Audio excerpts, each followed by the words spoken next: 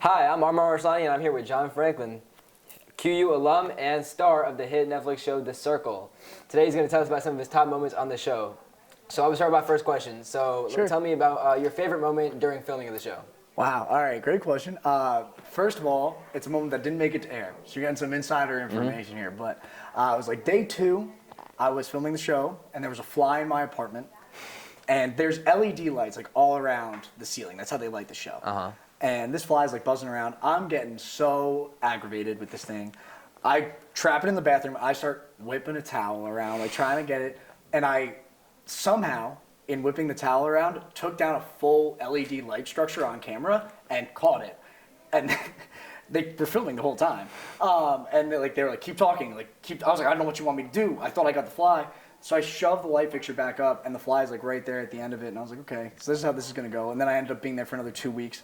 But that was like day 2 of being on the show. It's still like my one thing I wish made it to air that day. Yeah, so that was a cool one. But there's just so many of them. That's just the one that I always remember because it didn't make it. You know, I love those. It's like our little BTS insider report here. There you go. What about your favorite moment that did make it to air? What's like the favorite thing you were like, oh, like I'm glad they got to see this? Yeah, I think my the one that I was really stoked about was when I actually got to talk about why I was my mom. Obviously, the backstory is like I kind of said it on the fly in my auditioning, but you know, my mom and I are very close. And it was really cool to get to play her. And then when I was just kind of going through the process, especially watching it back, I didn't realize in the moment like how much it kind of meant.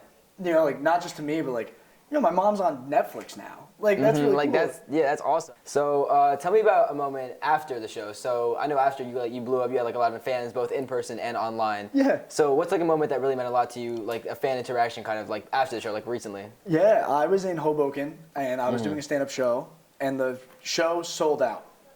And it was like probably the second time I've like headlined a sold out stand-up show ever. And you know, the host was talking about like how I was going to be on the show, and we come to find out that it was like 90% of the ticket sales used my promo code.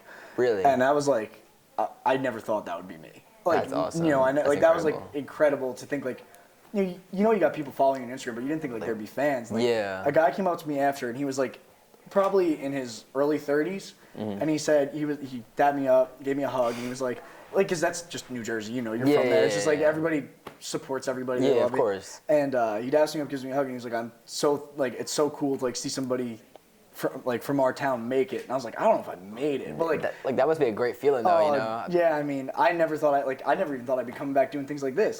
You know, so it's like I'm so thankful for it. But it put it all in perspective. I love that. And thank you, John. Thank you, man. I appreciate your time.